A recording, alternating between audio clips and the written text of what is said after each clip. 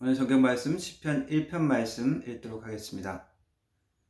복 있는 사람은 악인들의 꾀를 따르지 아니하며 죄인들의 길에 서지 아니하며 오만한 자들의 자리에 앉지 아니하고 오직 여호와의 율법을 즐거워하여 그의 율법을 주야로 묵상하는도다. 그는 시냇가에 심은 나무가 철을 따라 열매를 맺으며 그 잎사귀가 마르지 아니함 같으니 그가 하는 모든 일이 다 형통하리로다. 악인들은 그렇지 아니하며 오직 바람에 나는 겨와 같도다. 그러므로 악인들은 심판을 견디지 못하며 죄인들이 의인들의 모임에 들지 못하리로다. 무릇 의인들의 길은 여호와께서 인정하시나 악인들의 길은 망하리로다. 아멘. 영어로 읽겠습니다. Blessed is the one who does not walk in the step with the wicked, or stand in the way that sinners take, or sit in the company of mockers, but whose delight is in the law of the Lord, and who meditates on his law day and night. That person is like a tree planted by streams of water, which yields its fruits in season, and whose leaf does not wither. Whatever they do prospers. Not so the wicked. They are like chaff that the wind blows away. Therefore, the wicked will not stand in the judgment, nor sinners in the assembly of the righteous. For the Lord watched over the way of the righteous, but the way of the wicked leads to destruction. 아멘. 과거를 바꾸는 시간 여행에 관한 영화들이 많이 있습니다. 대부분은 현재의 문제나 어려움, 그것을 과거로 돌아가서 고치려고 하는 내용이 주를 이룹니다. 여러분들은 과거로 시간 여행을 한다면 어떤 것을 바꾸기를 원하십니까? 우리 학생들 같으면 내가 과거로 돌아가서 조금 더 열심히 공부해서 좋은 성적을 받아야지 라는 생각을 할 수 있습니다.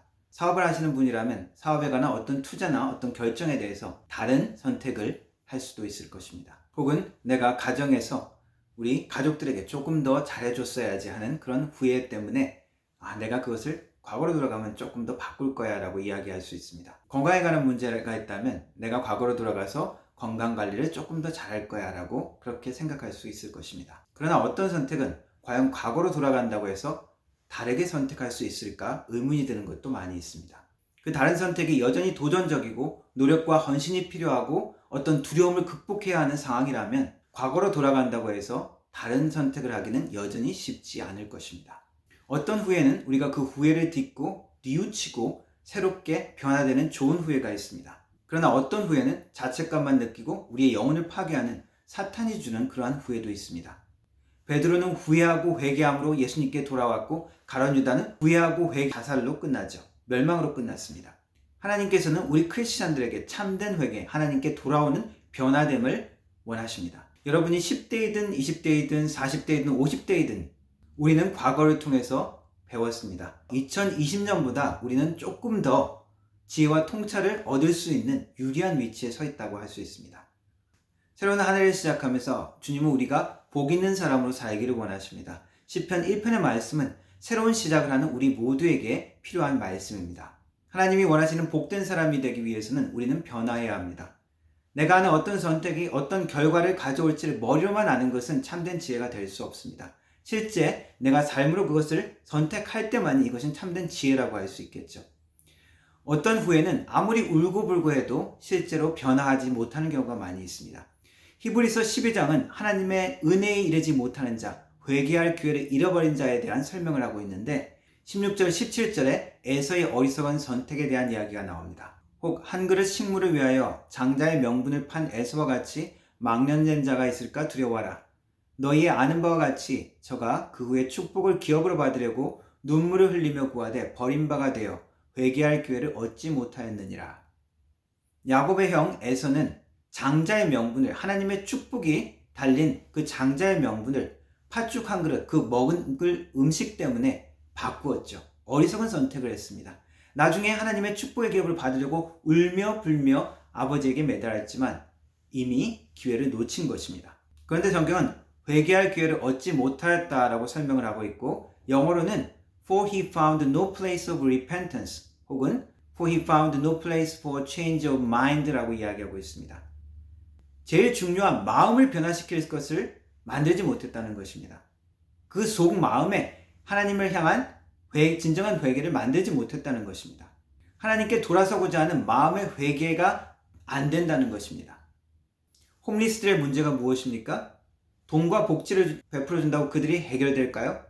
그 속 마음이 변화되지 않는다면, 그 생각과 태도가 변화되지 않는다면 여전히 그들의 삶은 변화되지 못할 것입니다.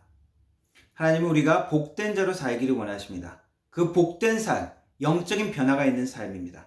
오늘 말씀은 그 축복을 어떻게 표현하고 있습니까? 시냇가에 심은 나무, 시절을 쫓아 과실을 맺고 잎이 마르지 않는 그러한 상태로 설명하고 있습니다. 그리고 그가 하는 모든 일이 형통하다라고 그 축복의 상태를 설명하고 있는데, 어떻게 모든 일이 다 형통할 수 있을까요? 돈을 잘 벌더라도 몸에 건강이 어떤 아픈 데가 있을 수가 있습니다. 부부 사이가 아무리 좋다 할지라도 자녀와 갈등의 문제가 있을 수 있습니다. 어떤 사람은 나를 좋아하고 칭찬하지만 어떤 사람은 나를 비난하고 나를 험담할 수 있습니다. 어떻게 모든 일이 다 형통할 수 있을까요? 형들의 모함을 받고 애굽으로 이집트로 팔려간 요셉의 이야기를 보면 그가 총리가 됐을 때도 하나님께서 함께 하심으로 모든 일이 형통하게 되었지만 감옥에 있을 때도 모든 일이 형통한 것을 가르쳐주고 있습니다. 그렇다면 모든 일에 하나님의 형통함이 있는 것은 우리의 생각과 좀 다를 수가 있다는 것이죠. 원하는 만큼 계획하는 만큼 돈을 벌지 못한다 할지라도 나는 하나님의 형통함 가운데 있을 수가 있습니다. 여전히 내 마음을 아프게 하고 나를 괴롭히는 사람이 있어도 나는 하나님의 형통함의 과정 가운데 있을 수가 있습니다. 몸이 아파서 몇 년째 약을 못 끊고 먹고 있다 할지라도 나는 여전히 하나님의 형통함의 인도함 가운데 있을 수가 있습니다.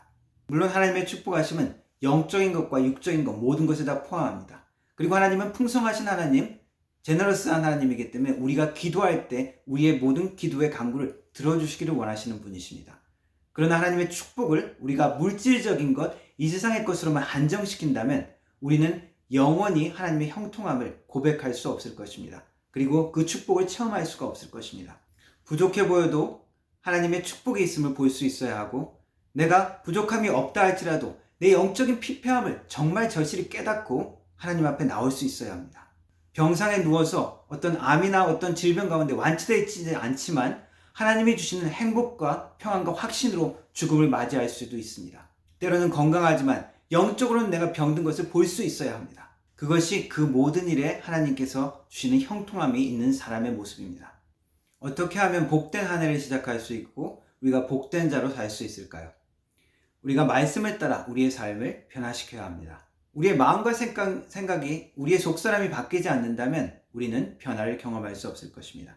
우리가 집을 바꿀 수가 있습니다. 살고 있는 집을 깨끗이 변화시킬 수 있지만 그 속에 들어가서 사는 내 마음이 변화되지 않는다면 난 여전히 하나님의 행복한 사람, 하나님의 축복된 사람이 될 수 없습니다. 새로운 우리가 타이틀을 가질 수 있고 새로운 어떤 지위에 오를 수 있지만 참된 내가 변하지 않는다면 하나님의 새로운 축복, 하나님께서 기뻐하시는 그런 축복된 삶을 누리지 못할 수가 있습니다. 어떤 사람은 심지어 배우자를 바꿀 수가 있습니다. 그러나 자신이 변화되지 않는다면 여전히 하나님께서 기뻐하시는 축복된 삶, 행복한 삶을 누리지 못할 것입니다.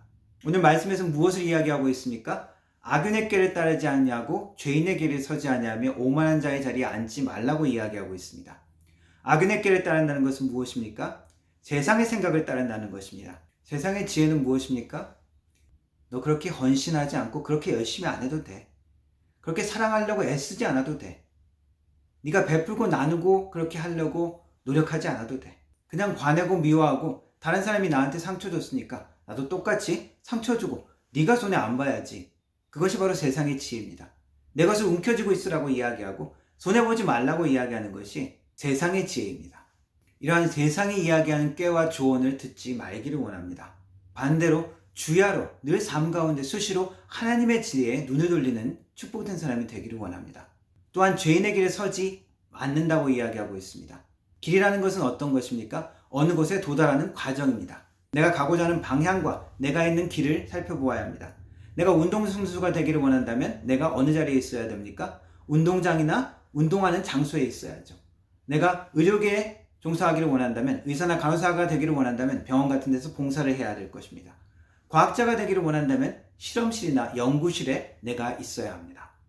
내가 있는 길, 내가 지금 향하고 있는 그 길의 끝이 무엇이 있는지 목적지를 잘 보아야 합니다. 내가 지금 죄인의 길에 그들과 함께 있다면 내 나중은 그 파멸의 길에, 멸망의 길에 서 있는 것을 발견하게 될 것입니다. 그곳에서 빨리 복된 자의 자리, 하나님의 말씀을 묵상하는 자리로 돌아오기를 원합니다. 또한 오만한 자들의 자리에 앉지 아니한다고 이야기합니다. 하나님께서 가장 싫어하는 것이 오만, 교만이라고 할 수 있습니다. 인류 최초의 죄, 아담과 하와의 죄도 하나님의 자리를 대신하려는 교만에서 시작된 것입니다. 이러한 교만한 자들은 하나님의 말씀을 잘 듣지 않을 뿐더러 사람들의 말까지 잘 듣지 않습니다. 항상 자기가 옳고 정의롭고 의롭다고 생각하죠. 그래서 상대편을 무시하고 짓누르고 상대방을 침묵시키려고 합니다. 어떤 목사님이 이렇게 이야기하시더라고요. 기도 많이 하는 사람 치고 교회에 문제 일으키는 사람이 있을까요? 없을까요? 이렇게 얘기하시더라고요. 문제 일으키는 사람이 많다라는 그 얘기를 하고 싶었던 것이죠. 기도 많이 하고 말씀도 많이 알고 많이 헌신하고 열심히 있는 사람일수록 더 겸손해야 합니다. 예수님께서도 가장 많이 지적을 하시고 책망하셨던 자들이 바로 말씀을 많이 알고 더 헌신되고 더 기도 많이 한다는 바리새인들이었습니다. 우리도 모르는 사이에 이런 영적인 오만함의 자리에 가지 않도록 우리를 돌아보아야 합니다. 이런 자들은 하나님께서 주시는 복을 놓칠 수가 있습니다. 결국 복된 자들은 오직 여호와의 율법을 즐거워하며 그 율법을 주야로 묵상하는 자라고 말씀하고 있습니다. 이것은 성경을 그냥 많이 읽는 것을 의미하지는 않을 것입니다. 물론 성경 말씀을 많이 알고 배우고 공부해야 하지만 그런 지식적인 것을 의미하기보다도 하나님께 순종하는 것을 즐겨한다는 것입니다. 하나님의 원리와 하나님의 말씀에 따르고자 하는 것이죠. 그것이 주야로 내 삶과 연결되어 있다는 것입니다. 늘 하나님의 원리와 말씀을 두려워하고 순종하며 따르는 자입니다. 하나님의 계획에 내 계획을 포기하고 드릴 때, 그리고 내 귀하고 아끼는 것을 하나님 앞에 드릴 때 하나님께서 주시는 놀라운 기쁨과 자유함을 누려보시기 바랍니다. 새해를 시작하면서 개인적으로 성경 읽기나 혹은 설교 말씀을 묵상하면서 5분, 10분이라도 하루에 기도하는 시간을 시작하기를 원합니다. 처음에는 익숙하지 않지만 그것이 익숙해지면 그 시간이 즐거워지고 그 시간이 기다려지고 그 시간을 사모하게 될 것입니다.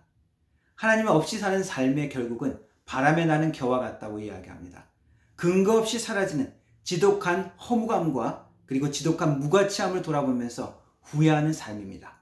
그러한 삶이 아니라 모든 일에 하나님의 축복과 인도함으로 가득 채워지는 그런 풍성한 삶을 하나님은 우리에게 원하십니다. 그러한 복된 삶을 살기를 기대하십니다. 그러한 복된 삶은 시절에 따라 계절에 따라 열매를 맺는다고 하고 있습니다. 열매는 처음부터 나는 것이 아닙니다. 자라야 되죠. 자라고 때가 되어야 봄이나 여름이나 가을 그 때가 될 때 열매를 맺게 되어집니다. 한 해를 시작하는 지금 당장 우리가 열매를 볼 수는 없지만 하나님께서 허락하신 때 하나님이 주시는 열매를 하나님이 주시는 축복을 시시때때로 경험하며 하나님의 말씀 안에 살고 주님과 동행하는 삶이 되기를 주님의 이름으로 축원합니다. 기도하겠습니다. 하나님, 한 해를 시작하는 첫 달입니다. 올 한 해를 주님께 의탁드립니다. 하나님께서 기뻐하시는 축복된 한 해, 하나님께서 주시는 축복의 형통함이 있는 한 해로 살기를 원합니다. 하나님, 악인의 꾀에 따라 살지 말게 하시고 하나님 오만한 자의 자리에 가지 아니하며 죄인의 길에 서지 않는 하나님의 말씀과 원리에 따르고 주님과 동행하는 올 한 해의 삶이 되게 하여 주옵소서. 하나님, 변화되는 우리의 심령이 되게 하셔서 하나님의 원리에 따라 사는 축복된 한 해가 되게 하여 주옵소서. 예수님의 이름으로 기도드립니다. 아멘.